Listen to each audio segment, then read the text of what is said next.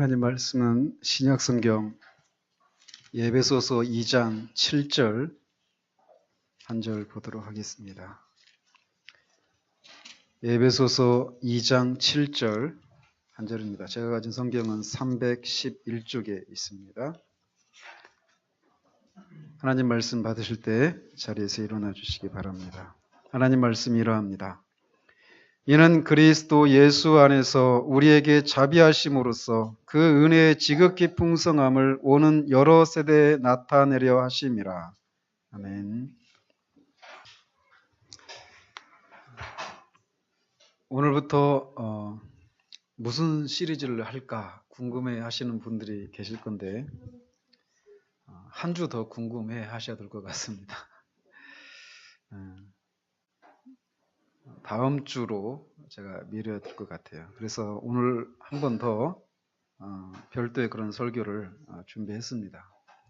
하지만 실상 저는 계속해서 앞으로 전하려고 하는 그런 어떤 주제에 주변을 계속 맴들고 있는 그런 셈이라고 생각이 되어집니다. 제 마음 가운데 계속 하나님께서 제게 말씀하시는 게 내 백성을 위로하라. 이사야서 40장에 있는 말씀이죠. 1절에. 여러분들에게 또 저도 마찬가지입니다. 우리에게 필요한 것이 위로라는 것이죠. 그래서 그런 것과 관련해서 지금 계속 제 마음에 있어요. 그래서 이제 그것을 좀 이제 어떤 시리즈로 이렇게 전하려고 하는데 뭐 여러분이 기대하시는 것이 여러분이 나중에 잘 될 겁니다. 뭐 좋은 직장에 들어올 겁니다. 이런 얘기들은 아니에요. 그러나 하나님의 백성이 위로를 받는 그게 있습니다. 아까도 기도하시는 집사님께서 말씀하신 것처럼 하나님이 우리를 어떻게 바라보시는가 이거를 알 때 우리는 위로를 얻게 되어 있습니다. 그것과 관련해서 이제 말씀을 전하려고 하는데 한 주 이제 불가피하게 늦춰지게 됐습니다. 오늘 또 그런 것과 연관되어 있어요. 그런 큰 범주에서 보면 특별히 오늘은 우리가 구원을 받은 후에 하나님을 위한 삶을 살려고 하면서 우리 자신의 내면을 살피다가 우리 자신 안에 있는 악함과 연약함 그리고 그것으로 인한 실패를 반복하는 자신을 보면서 자신을 자책하고 하나님 앞에 죄송스러운 그 마음을 갖고 있는 그런 사람들 그리고 그렇게 자신을 자책하고 하나님 앞에서 새로운 결단을 하지만 또 계속해서 실패하는 것을 통해서 우울하고 이제는 결단하는 것조차도 하지 않으려고 하는 하나님 앞에서 살아가려고 하는 이런 노력조차 하지 않으려고 하는 것 같은 그런 마음의 상태 가운데 기쁨이 없는 그런 삶을 살아가는 그런 사람들의 경우에 대해서 살펴보고자 합니다. 로이드 존스는 이 에베소서 2장 7절을 이렇게 자신을 들여다보는 데만 집중한 결과 빠지기 쉬운 내성적이고 병적인 상태에 대한 치료책이다라고 말을 합니다. 그러니까 자신이 하나님 앞에 마땅히 되어야 되는데 마땅히 해야 되는데 그것을 반복해서 실패하고 넘어져서 하나님 앞에 자신도 없고 삶을 살아낼 그런 소망도 자신도 없는 그런 상태 가운데 있는 사람들을 향한 치료책이다라는 것입니다. 사도는 이 7절 앞에서 이 편지를 받고 있는 사람들이 그리스도로 말미암아 구원받기 전의 상태에 어떤 상태 가운데 있었는지에 대해서 1절에서 3절에 걸쳐서 말을 하고 있습니다. 즉 그들은 그리스도를 믿어 구원을 받기 전에 그들의 허물과 죄로 죽어 있었다라고 1절에서 말을 하고 있어요.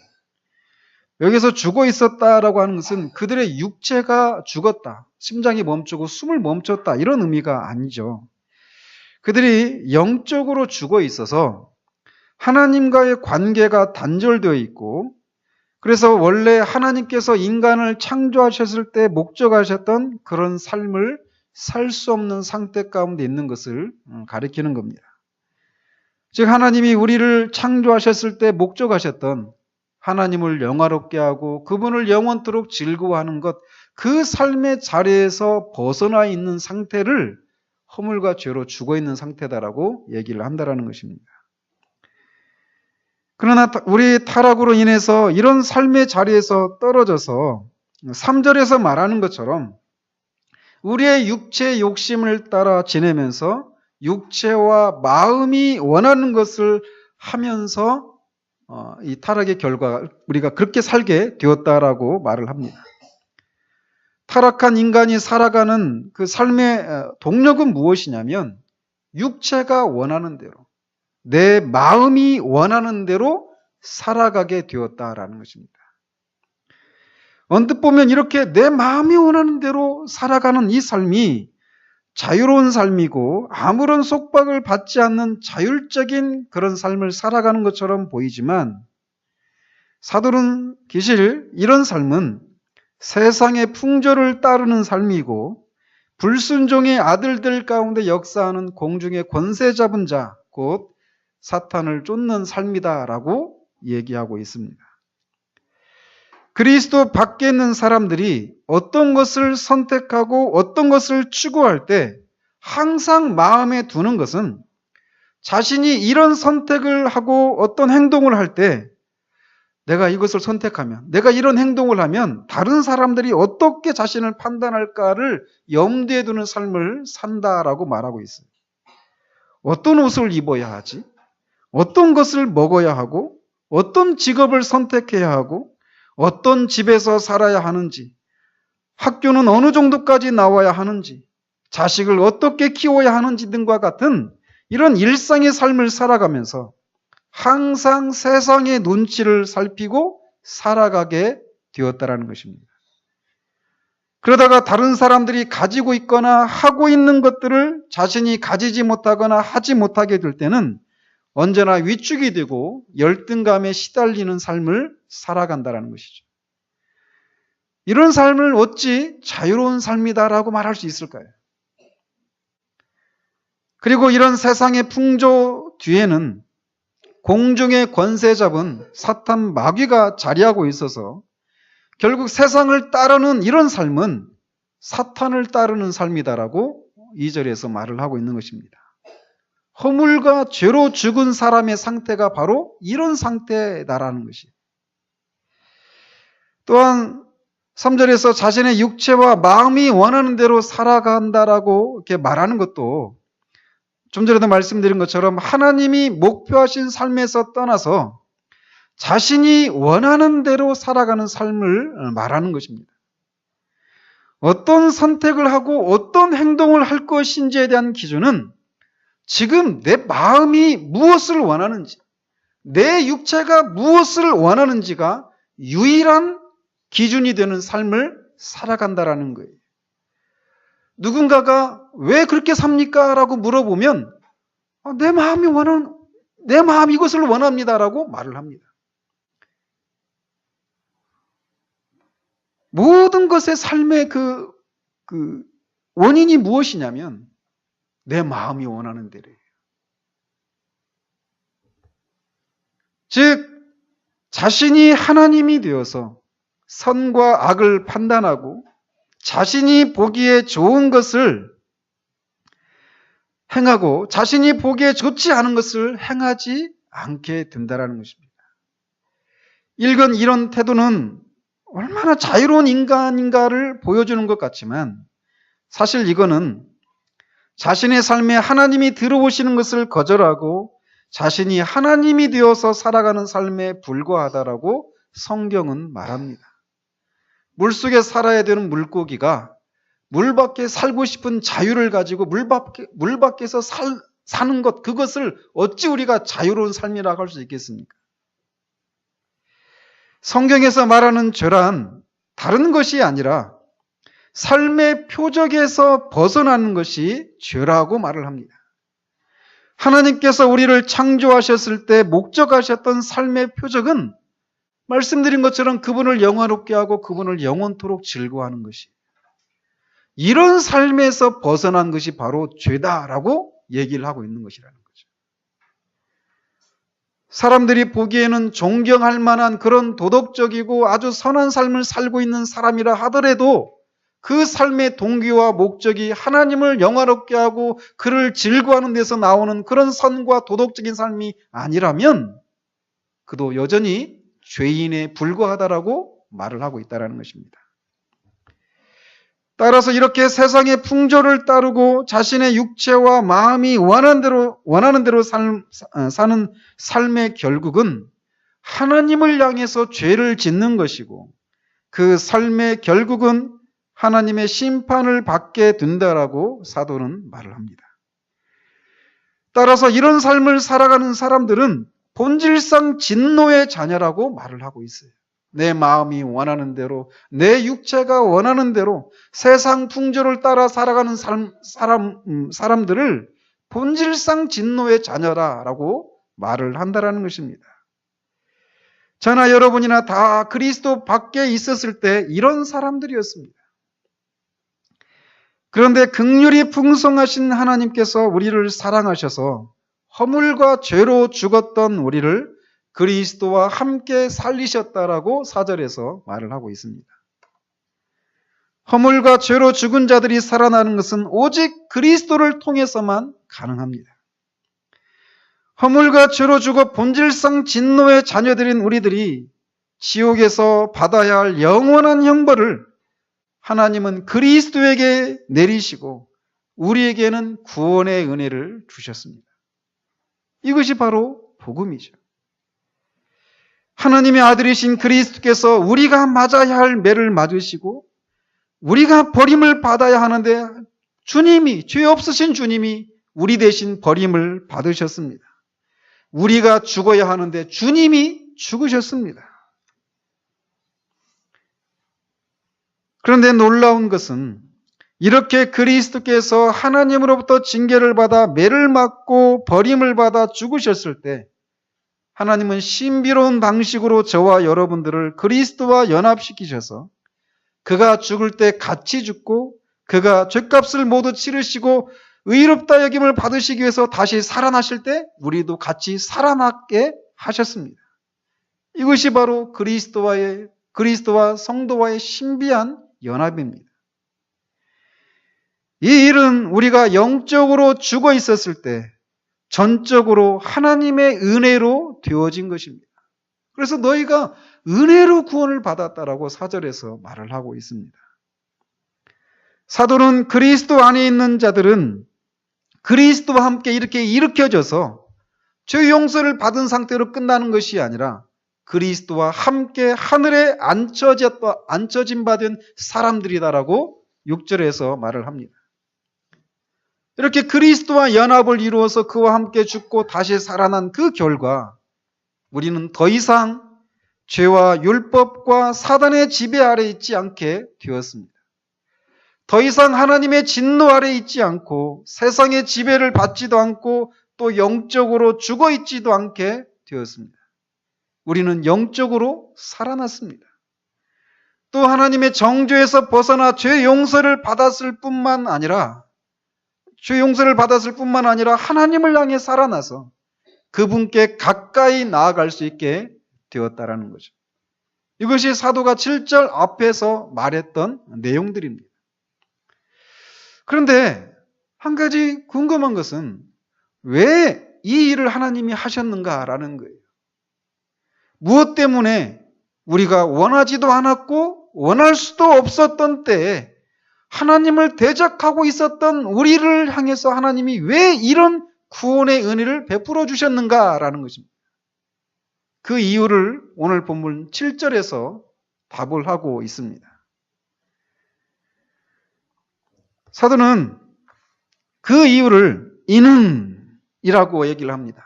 이는 그리스도 예수 안에서 우리에게 자비하심으로써 그 은혜의 지극히 풍성함을 오는 여러 세대에 나타내려 하심이라. 하나님의 은혜의 지극히 크심을 오는 여러 세대에 걸쳐서 나타내도록 하시기 위해서 이 일을 행하셨다라고 대답을 하고 있다는 거예요. 구원의 목적을 우리를 용서해 주시고 우리가 구원의 은혜를 누리고 천국에 들어갈 수 있도록 하시기 위해서다라고 말하고 있지 않아요. 그 내용이 분명히 있지만 그것을 먼저 언급하고 있지 않다라는 것입니다. 구원에는 객관적인 요소와 주관적인 요소라고 하는 요소가 있습니다. 객관적인 요소라고 하는 것은 무엇이냐면 하나님께서 그리스도를 통해서 우리 밖에서 이루어 놓으신 일들이에요. 그리고 주관적인 요소라고 하는 것은 무엇이냐면 이렇게 그리스도를 통해서 하나님께서 우리 밖에서 이루어 놓으신 그 구원의 은혜를 우리가 주관적으로 경험하고 체험하고 누리는 그런 요소를 주관적인 요소다라고 말을 하는 것입니다. 이렇게 구원에는 두 가지 요소가 있어요. 만약 구원에 이 주관적인 요소가 없다라면 우리는 굉장히 불확실한 그런 상태 가운데 있게 될 것입니다. 그리스도께서 그렇게 십자가를 통해서 그 이루신 일들, 그 완벽한 구원에 대해서 우리는 들어도 그것을 우리가 실제로 받아 누리고 경험하는 것이 없다라면 그 일에 대해서 우리는 아무런 감흥도 없고 불안하기까지 하다라는 것이죠. 그러나 구원에는 이 구원을 우리가 체험하고 느낄 수 있는 이런 주관적인 요소가 있습니다. 그러나 우리의 구원을 이런 주관적인 체험과 느낌만을 생각하고 구원의 객관적인 요소에 대해서 우리가 불확실하다면 이 역시도 많은 문제를 일으키게 되어 있습니다.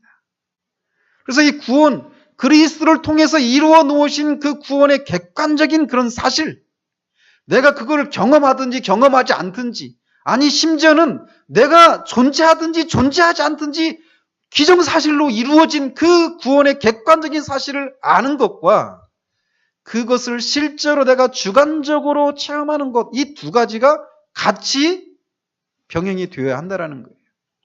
이 둘 중에 어느 하나만을 우리가 붙잡게 된다면 우리는 늘 불확실하고 메마른 그런 신앙생활을 하기 쉽다라는 것입니다. 예를 들어서 자신이 구원을 받았는가 아닌가에 대한 것들을 끊임없이 자신을 들여다보는 것만 집중해서 자신을 들여다보는 데에만 집중해서 어떤 체험을 했을 때 가졌던 어떤 느낌이나 감격이 있는가에만 집중한다면 우리는 견고함을 잃어버리게 됩니다. 왜냐하면 그런 느낌과 감격은 항상 우리 안에서 발견되는 것은 아니기 때문에 그래요.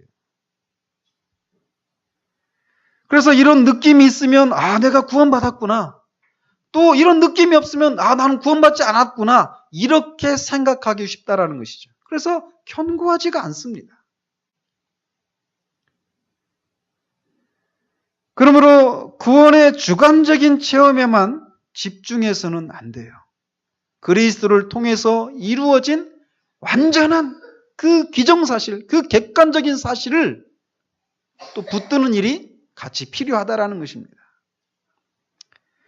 한편 이렇게 그리스도로 말미암아 자신이 구원을 받았다라고 하는 것을 알게 될 때 우리는 너무나 자연스럽게 자신을 구원해 주신 하나님과 그리스도를 위해서 살고 싶어 합니다. 왜냐하면 그런 사람은 고린도후서 5장 15절에서 말하는 것처럼 즉 그가 모든 사람을 대신하여 죽으심은 살아있는 자들로 하여금 다시는 그들 자신을 위하여 살지 않고 오직 그들을 대신하여 죽었다가 다시 살아나신 이를 위하여 살게 하려 함이라 라고 하는 이 말씀에 아멘으로 동의가 되기 때문에 자신을 위해서 죽었다가 다시 살아나신 그리스도와 그 그리스도를 보내신 하나님을 위해서 살고 싶은 마음이 자연스럽게 일어난다는 것입니다. 그는 그리스도께서 자신을 들여 그를 불법에서 구해주시고 깨끗하게 하신 이유가 그로 하여금 선한 일을 열심내는 백성, 즉 그의 소유 삼으시기 위해서 우리를 구속하셨다라는 것을 압니다. 구원의 목적이 단지 자신의 행복을 증진시키거나 천국에 들어갈 자격을 갖추기 위함만이 아니라 주님을 위해 선한 일에 열심내는 자들로 자신을 부르셨다는 것을 알기 때문에 주님을 위해서 살고 싶어 한다는 것입니다. 그렇다면 디도서 2장 14절에서 말하는 선한 일에 열심을 내는 친백성이라고 할 때 그 선한 일이 무엇일까요? 선한 일을 여러 가지로 표현할 수 있겠지만 그 중에 하나를 표현한다라면 그 선한 일이 다양한 모습으로 나타날 수 있겠지만 그 선한 일을 행한 결국이 무엇이냐면 그리스도를 닮는 것일 것입니다. 로마서 8장 29절에서 하나님이 우리를 구원하신 것이 아들의 형상을 닮게 하기 위해서라고 말하는 것처럼 선한 일의 결국은 아들의 형상을 닮는 것에 있다는 것이죠. 그리스도를 닮는 거예요. 주님을 닮는다라고 하는 것은 주님과 같은 마음을 품고 주님처럼 생각하고 주님처럼 살아가는 것을 가리킵니다. 그 삶의 전형적인 모습이 바로 산상수훈에 나오는 모습이에요. 그리고 그런 삶을 살아가는 원동력은 팔복의 상태를 우리가 유지할 때 가능한 것입니다. 이런 삶을 살아 하나님을 영화롭게 하는 것이 구원받은 사람들의 이 땅에 살아가는 이유란 말이죠. 그런데 여기서 구원받은 자들임에도 불구하고 자신들은 이런 선한 일을 할 수 없다라고 생각하는 사람들이 있다라는 거예요. 왜 그러느냐? 우리는 그리스도 밖에 있었을 때 이 율법, 하나님이 우리에게 주신 이 율법은 우리의 힘으로 지킬 수 없고 오히려 우리를 정죄하는 것이다라고 하는 그런 아픈 기억을 가지고 있습니다. 우리는 율법에 대해서 무능한 자라는 거예요. 율법을 지킬 수가 없다라는 것입니다. 왜? 이 율법을 주신 하나님은 완전하신 분이신데 이것을 지키려고 하는 우리들은 구원받은 우리들이라 하더라도 그 모든 선한 일을 행하고 있는 그 모든 그 내면의 동기를 살펴보면 불순한 것들이 섞여 있기 때문에 그래요. 하나님이 요구하시는 그런 정도에 항상 미치지 못하는 우리 자신의 모습을 보기 때문에 나는 선한 일을 하기를 원하지만 선한 일을 할 수 없다라고 생각한다라는 것입니다. 그래서 이들의 삶의 율조는 장조가 아니라 단조입니다. 다윗이 자신의 아들 그 압살롬이 반역을 했을 때 요압이 압살롬을 죽이고 전쟁에서 승리했다라고 하는 소식을 들었을 때 전쟁에 승리한 것에 대한 기쁨보다 자신의 아들이 죽은 것을 슬퍼하면서 내 아들 압살롬아, 내 아들 압살롬아, 내가 너를 대신하였더라면 라고 하면서 대성통곡하면서 그런 모습을 지켜봤던 다윗을 보면서 전쟁에서 승리했던 이스라엘 백성들이 오히려 부끄러워서 자신의 삶의 자리로 돌아가 버렸던 것처럼 그리스도인으로서 저는 그들을 선한 그리스도인이라고 부르고 싶습니다. 정직한 그리스도인이라고 부르고 싶어요. 어떻게 하든지 주님을 위해서 살고 싶은 그런 선한 동기를 가지고 주님을 위해서 살아가려고 몸부림을 치지만 계속해서 실패하고 넘어지는 그런 자신을 보면서 전쟁에서 승리했음에도 불구하고 슬픔이 더 그 승리를 압도해버려서 우울하고 슬픈 그런 삶을 살았던 다윗과 같은 그런 삶을 살아가는 그리스도인들이 우리 안에 많이 있다라는 거예요. 그리스도의 십자가의 구속을 통해서 이루신 승리와 그와 연합하여 우리에게 미친 구원의 영광스러움과 위대함에 열광하기보다 자신의 아들이 죽었다는 슬픔에 잠겨 승리의 분위기를 머쓱하게 한 것을 넘어서 부끄럽게 하기까지 만들었던 다윗과 같은 그런 모습을 띠는 그리스도인이 있다라는 거예요. 왜? 그들은 그리스도의 구속사역을 바라보기보다 자신의 육체의 연약함에 더 집중하기 때문에 그렇습니다. 하나님의 요구에 미치지 못하는 자신의 모습을 보며 슬퍼하고 근심한다라는 거예요. 이런 모습은 정말 아까도 말씀드린 것처럼 정직한 그리스도인들에게서 보여지는 모습입니다. 선한 그리스도인들에게서 보여지는 모습이에요. 그렇지만 안타깝게도 이것은 신약의 그리스도인의 모습과는 사뭇 거리가 있다라는 것입니다.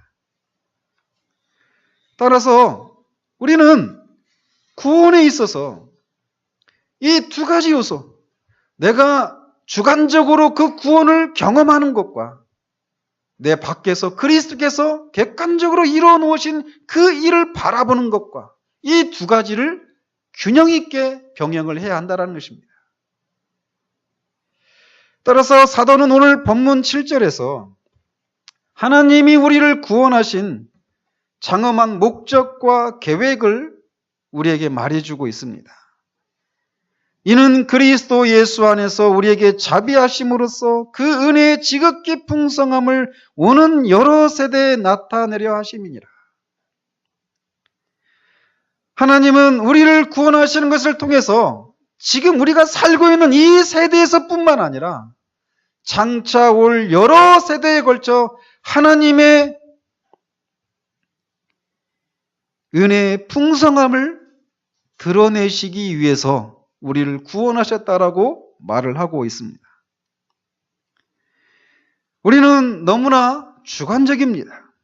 내가 원하는 것, 내가 필요로 하는 것, 내가 관심을 두는 것, 이런 식으로 우리는 일상의 삶 가운데서도 너무나 주관적인 그런 시각을 가지고 살기 마련이에요. 그런 것처럼 우리 구원의 문제에 있어서도 우리는 주관적이기 쉽습니다. 즉, 내가 하나님의 말씀대로 사는가, 내가 이것을 지켰는가, 내가 이것을 하지 못했는가, 온통 나의 관점에서 내가 무엇인가 성공하고 실패하는 이런 것을 바라보기 쉽다라는 것입니다. 그러나 우리가 배워야 하는 것은 객관적인 것입니다.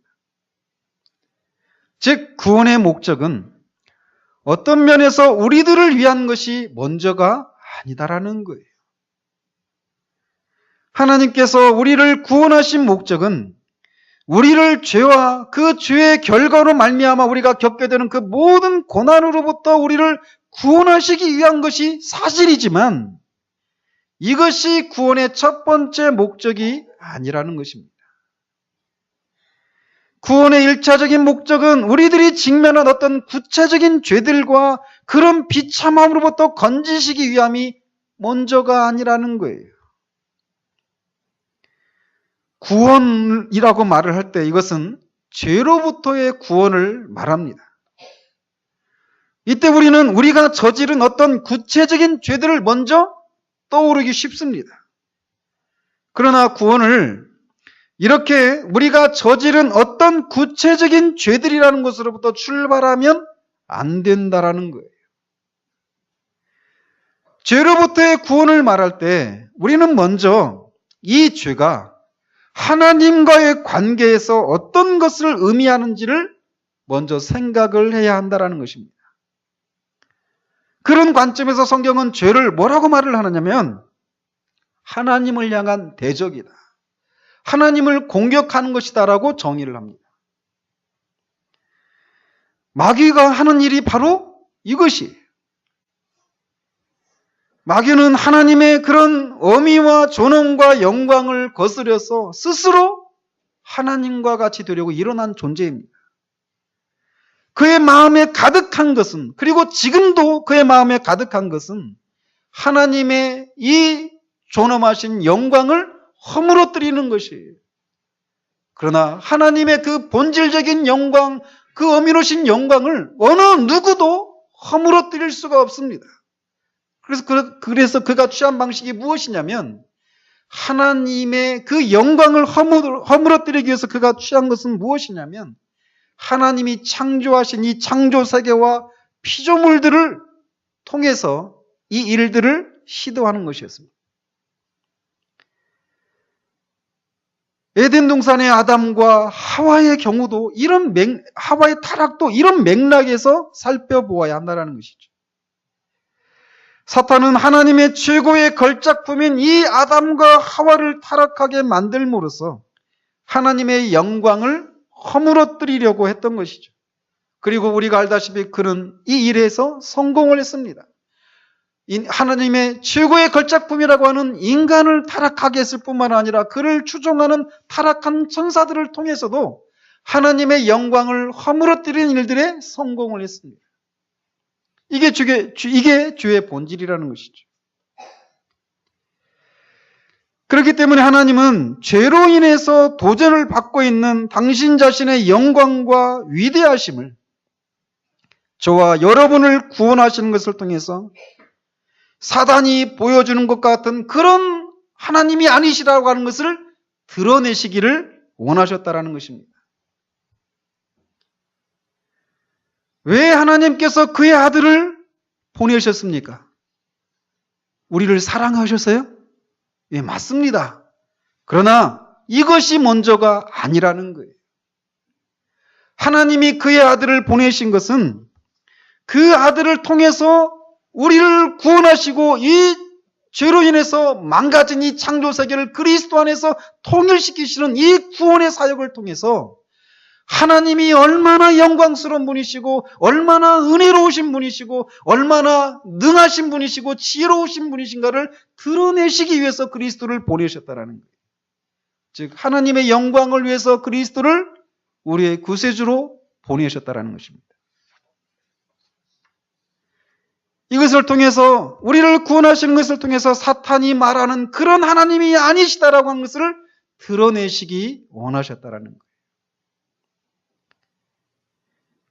우리는 하나님께서 왜 인간이 타락하도록 허용하셨는가에 대한 질문에 답을 할 수가 없습니다. 이것은 우리의 이해를 초월해 있는 영역에 있는 것이기 때문에 그것을 알아내려고 해서도 안 됩니다. 따라서 우리를 구원하시기 위해서는 아담이 타락해야만 했고 또 그래서 선악을 알게 하는 나무의 과실을 따먹고 죽어야만 했다라고 하는 그것은 필연이었다라고 하는 것으로 이런 식으로 설명하는 것은 하나님이 정하신 한계를 뛰어넘는 것이에요. 왜 하나님이 인간을 타락하도록 하셨는가? 타락을 허용하셨는가? 우리는 알 수 없습니다. 다만 드러난 몇 가지 것만 우리가 추론할 수 있을 뿐이에요. 그 중에 하나는 만약 인간에게 타락할 수 있는 그런 가능성을 하나님이 허용하시지 않았다면 사람은 자유의지를 가진 그런 완전한 존재가 되지 못했을 것입니다. 그렇기 때문에 하나님은 이 아담에게 타락의 가능성을 허용하신 거예요. 또 하나 우리가 아는 것은 이렇게 타락한 인간을 구속하시는 과정을 통해서 하나님의 성품이 확연히 드러나게 되었다라는 것입니다. 4절에 사도는 하나님을 긍휼에 풍성하신 하나님이다라고 말을 합니다. 긍휼에 있어서 하나님이 풍성하신 분이시라고 하는 것을 어떻게 알았을까요? 우리를 사랑하신 그 큰 사랑이라고 말합니다. 하나님의 우리를 향한 그 사랑이 큰 사랑이라고 말을 해요. 그런데 아담은 타락하기 전에도 하나님이 사랑의 하나님이시라고 하는 것을 분명히 알았을 것이에요. 그 하나님을 즐거워했을 것입니다. 그러나 타락한 이후에 그 타락한 자신을 구원하시는 이 하나님을 통해서 정말 하나님의 사랑이 크시구나라고 하는 것을 더 많이, 더 풍성하게 알게 되었을 것입니다. 은혜가 풍성하시다. 하나님은 자비하시다. 이런 하나님의 성품은 타락과 구속이라고 하는 이 배경 속에서 더 분명하고 밝히 드러나게 되어 있다는 것입니다. 즉 하나님께서는 구속을 통해서 다른 것들 속에서는 보여주시지 않았던 당신의 성품을 보여주신 것이 창조를 통해 그분의 지혜와 권능을 드러내셨다면 저와 여러분들과 같은 죄인들을 구원하시는 것을 통해서 그분의 긍휼과 자비가 풍성하신다라고 하는 것을 드러내시기를 원하셨다라는 거예요. 지금 세대에서 뿐만 아니라 여러 세대에 걸쳐서 하나님이 바로 이런 분이시다라고 하는 것을 드러내기를 원하셔서 저와 여러분을 구원하셨다라는 것입니다. 전능하시고 영원하신 하나님께서 우리 안에서 우리를 통해서 우리와 함께 행하시는 어떤 일에 의해서 자신의 거룩한 존재와 그런 성품을, 특별히 그분의 자비와 긍휼과 은혜의 풍성함을 드러내시고 이 구원의 일을 행하시는 하나님의 지혜를, 사랑을 저와 여러분들이 살고 있는 이 세대뿐만 아니라 오고 오는 여러 세대에 걸쳐서 드러내셔서 하나님이 영광을 받으시기 위해서 이 구원의 은혜를 허락하셨다라는 거예요. 이것이 그리스도인 됨의 영광입니다. 저와 여러분들을 통해서 하나님이 그런 하나님이시라고 하는 것을 드러내시기 위해서 우리를 구원하셨고 지금도 하고 계시다라는 것이, 이것을 사도는 3장 10절에서 이렇게 말을 합니다. 이는 이제 교회로 말미암아 하늘에서 정사와 권세들에게 하나님의 각종 지혜를 알게 하려 하심이니, 이렇게 말을 합니다.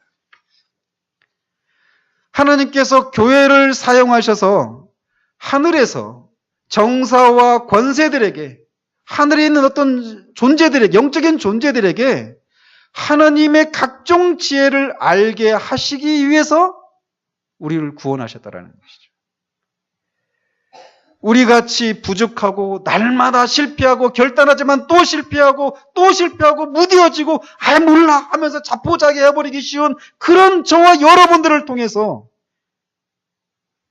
정사와 권세들에게 하나님의 각종 지혜를 드러내시기 위해서 우리를 구원하셨다라는 거예요.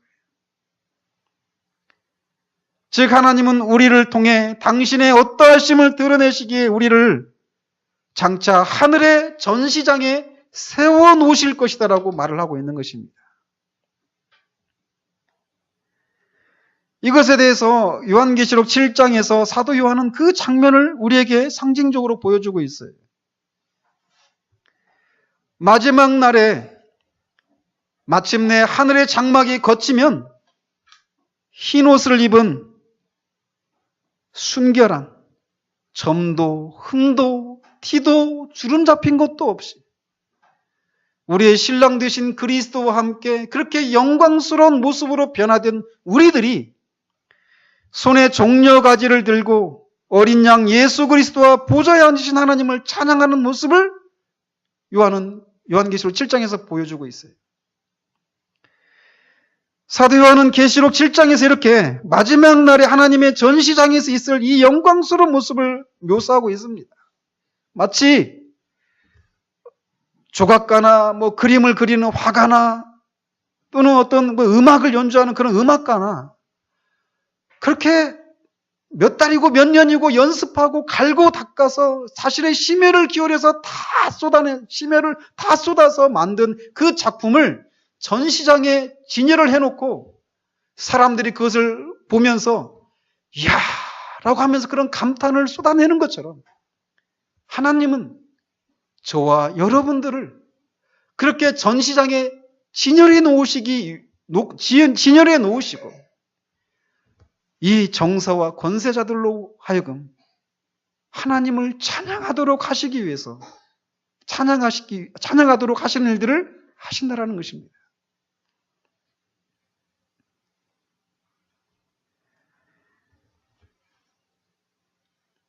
그 찬양하는 장면을 요한계시록 7장에서 말을 하고 있어요.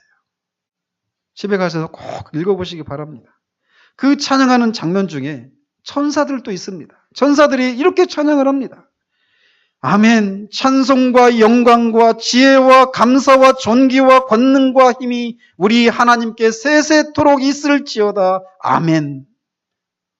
이렇게 찬양을 한다라는 거예요. 우리도 찬양하고 이 천사들도 찬양하고 내 생물과 24장로로 대변되는 이 하늘에 속한 그런 영적인 존재들, 정사와 권세자들이 우리의 모습을 보면서 그렇게 하나님을 찬양하게 되는 일이 있다라는 거예요. 그 일들을 바라보시면서 우리를 구원하셨다라는 것입니다. 이 장관을 보며 그 자리에 있던 하늘의 권세자들 중에 하나인 장로가 요한에게 이렇게 묻습니다. 이 흰옷 입은 자들이 누구며 또 어디서 왔느냐? 그러나 요한은 알지 못해요. 주여 당신이 아시나 이렇게 말을 하니까 그 장로가 또 이렇게 스스로 대답을 합니다. 이는 이 사람들은 큰 환난에서 나오는 자들인데 어린 양의 피에 그 옷을 씻어 희게 하였느니라 이렇게 말을 합니다.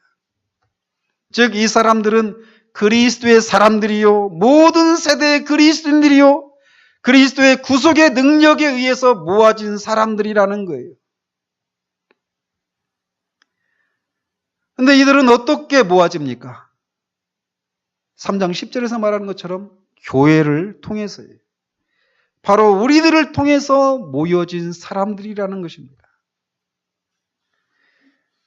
그런데 우리는 늘 우리의 삶을 둘러싸고 일어나는 일들을 보면서 왜 이런 일이 나한테 일어나는가? 이런 상황은 언제까지 지속될 것인가?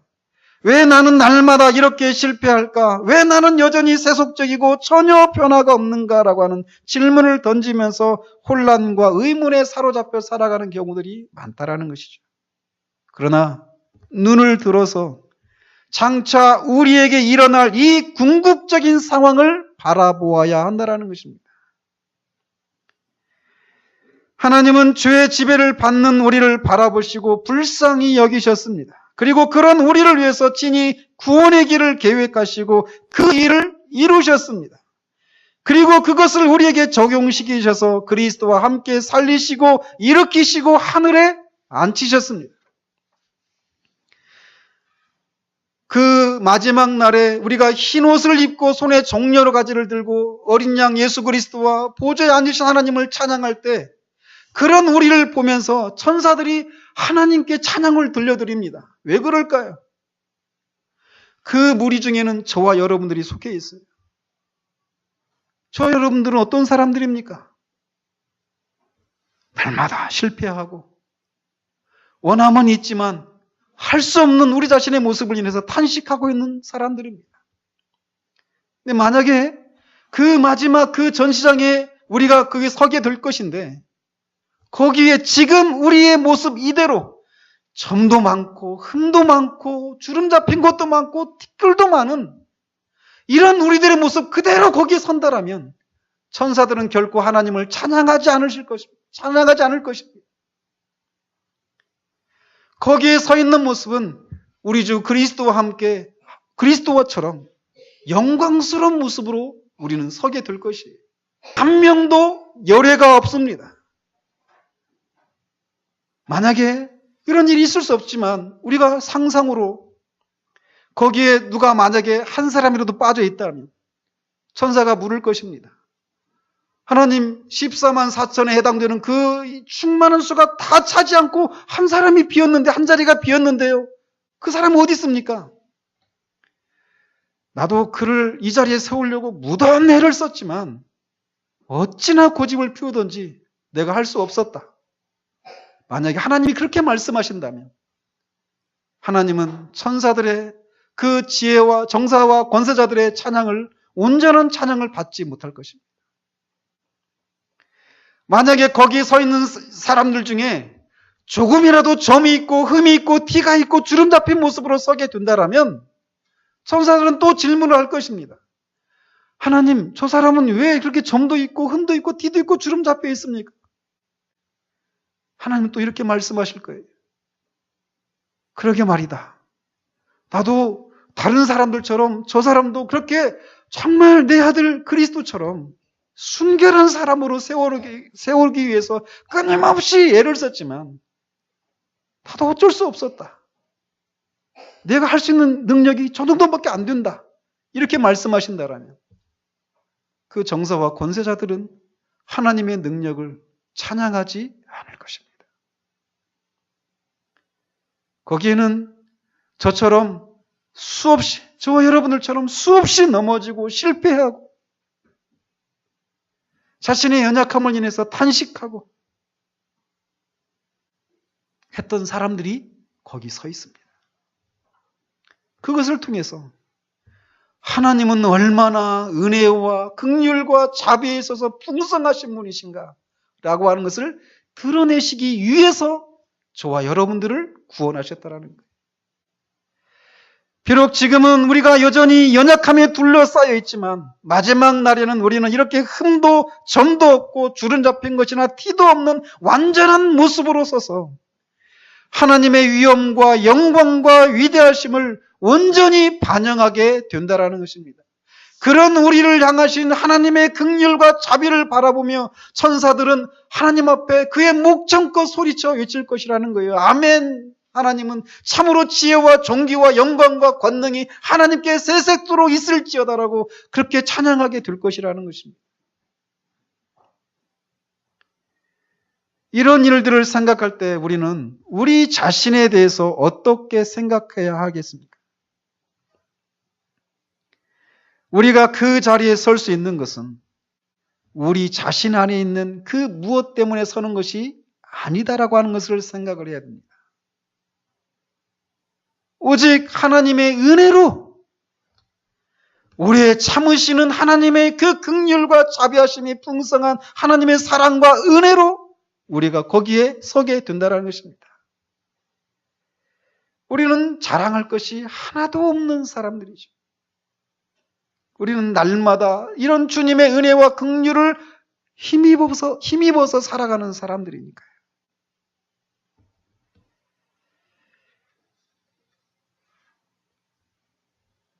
그러므로 이런 소망을 가진 자마다 그의 깨끗하심과 같이 자기를 깨끗하게 하느니라라고 사도 요한이 말을 합니다.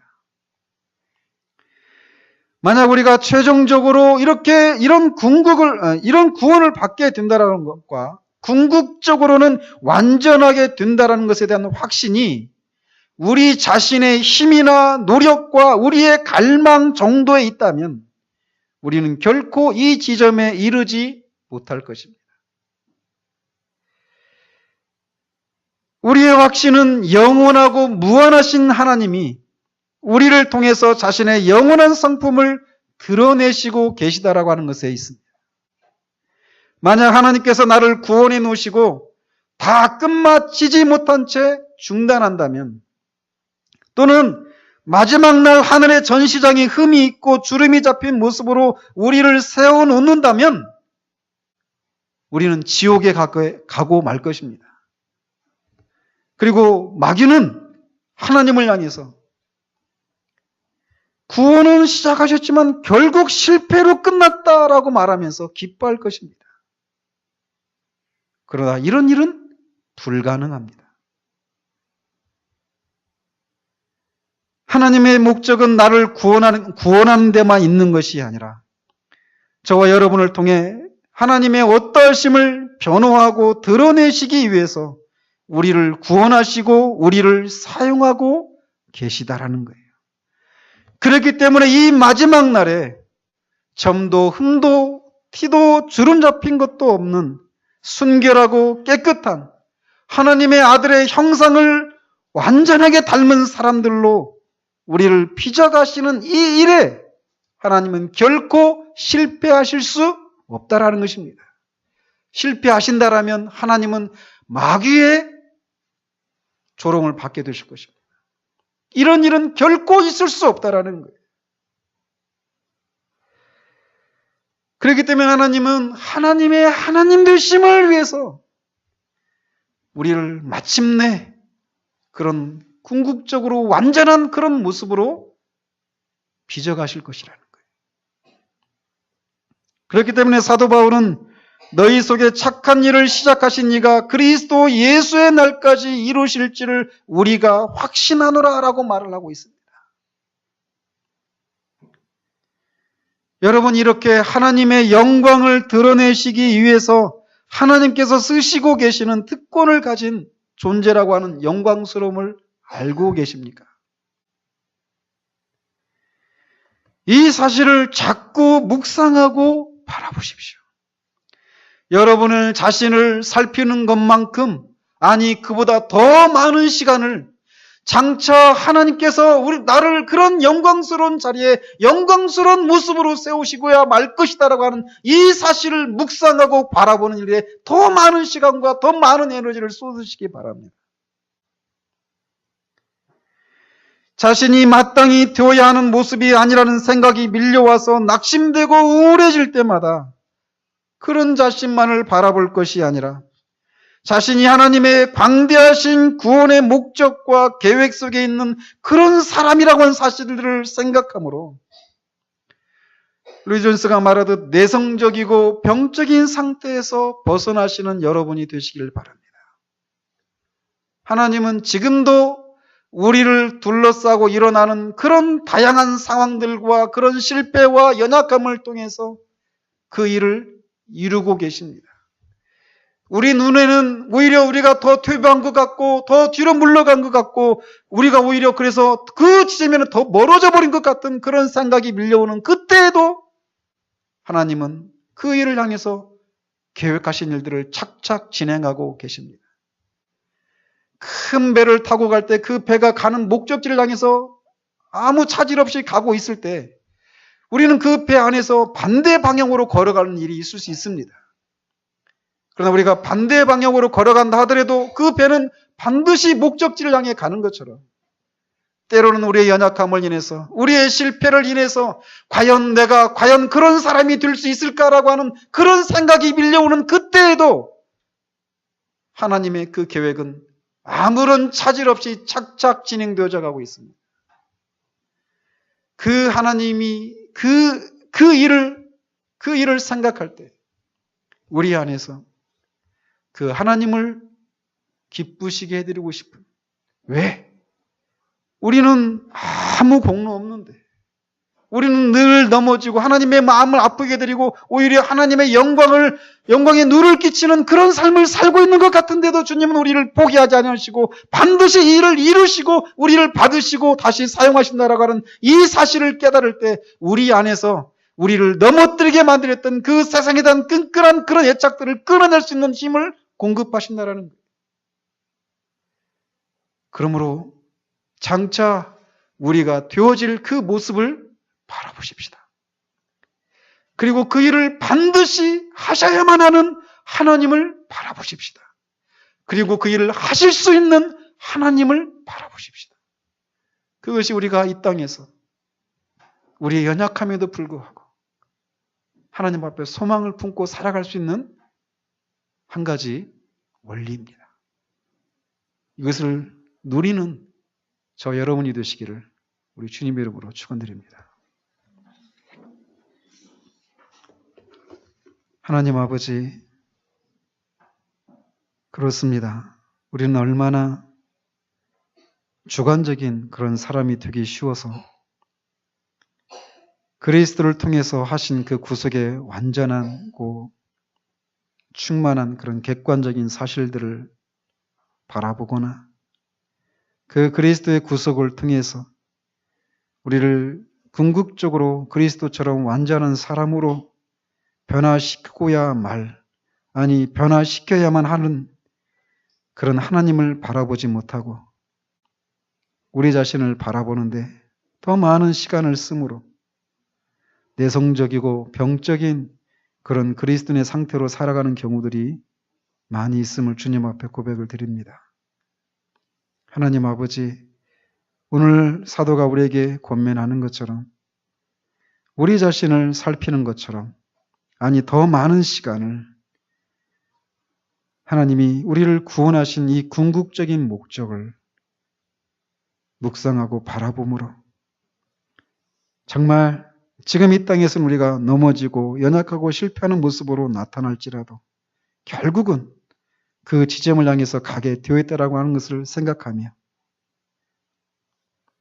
우리가 이기지 못했던 죄들을 끊지 못했던 세상의 그런 유혹들을 이기고 끊는 삶을 살아가는 우리들 될 수 있도록 주님 도우시기를 원합니다. 예수 그리스도 이름으로 기도합니다. 아멘.